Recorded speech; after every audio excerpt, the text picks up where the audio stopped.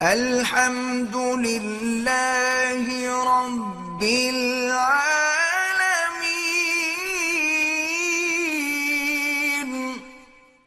حضرت مولانا موسیٰ روحانی بازی رحمت اللہ علیہ بہت بڑے عالم تھے اور ان کے بال بھی ماشاءاللہ بڑے خوبصورت تھے، تو وہ ہمیشہ جب عمرے پہ آتے نا جی تو بالوں کو آخر تک لے جاتے اور حجام سے کہتے ان سب کے سرے کاٹ ڈالو، تو ایک طرف سے لے کر دوسری طرف تک ان کے سر جو ہے اتنے کاٹ دیتے، تو پتہ ہی لگتا تھا کسی کو، لے کر بال تو سارے کٹ گئے ہیں۔ وہ ہر بات ہے کہ سارے کٹنے کا معنی یہ نہیں ہوتا کہ سارے بال، معنی ہے کہ ان کا سرا ہی کٹ گیا تو کٹ گیا۔ اگر کوئی ملازمت کے سلسلے میں مکہ میں مقیم ہے اور وہ عمرہ کرے تو حالانکہ یہ قصر کرانے میں گنجائش ہے کہ ہلکا سا ٹک لگوائے، نہیں کوئی گنجائش نہیں، لیکن تھوڑے تھوڑے بال سارے سر کے لے لے، پتہ بھی نہیں لگے گا کسی کو، تو احرام بھی کھل جائے گا۔ تلبیہ پڑھ لیا، عمرے کی نیت کر لی، لیکن طواف اور صفا مروہ کی نیت اگر بھول جائے تو اگر تم نے طواف کیا ہے بس یہی نیت ہے، ضروری تو نہیں کہ زبان سے کہو تم نے صفا مروہ دھوئے ہو تو جب وہاں سے جا رہے ہو تو یہی نیت ہے، بالکل ہو گیا آپ کا۔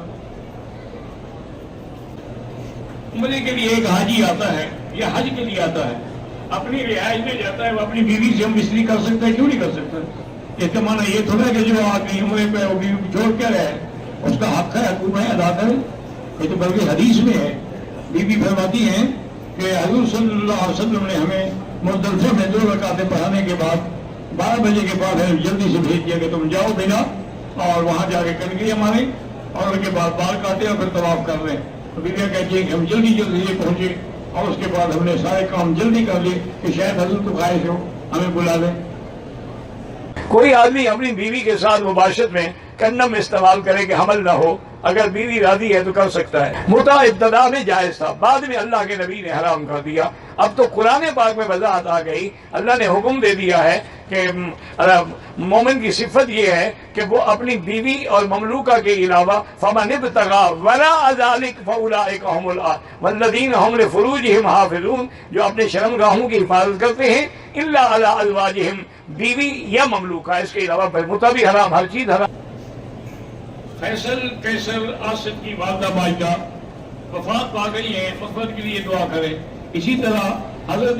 درخواستی رحمت اللہ علیہ کی بڑی بیٹی وہ بھی وفات پا گئی ہیں، اللہ ان کی مغفرت فرمائے اور ان کے درجات بلند فرمائے۔ اللہم اغفرها وارحمها وتجاوز عنها وادخلها في الفردوس الاعلی۔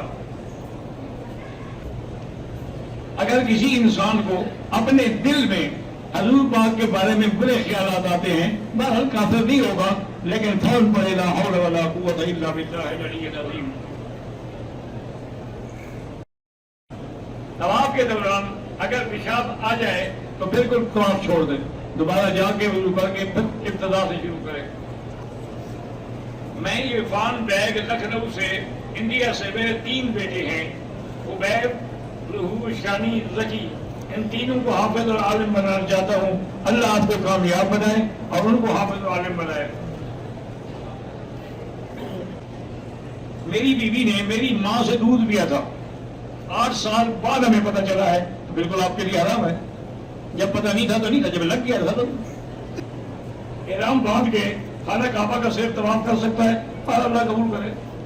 غیر مسلم کو آب زمزم پلا سکتے ہیں، بالکل پلا سکتے ہیں۔ ابو جہل وغیرہ مشرکین مکہ زمزم نہیں پیتے تھے، کیا پیتے تھے؟ اور تم اس نیت سے پلاؤ کہ اللہ ماء زمزم لما شرب له، زمزم کا پانی جس نیت سے پیو گے کام ہوگا، اللہ ان کو مسلمان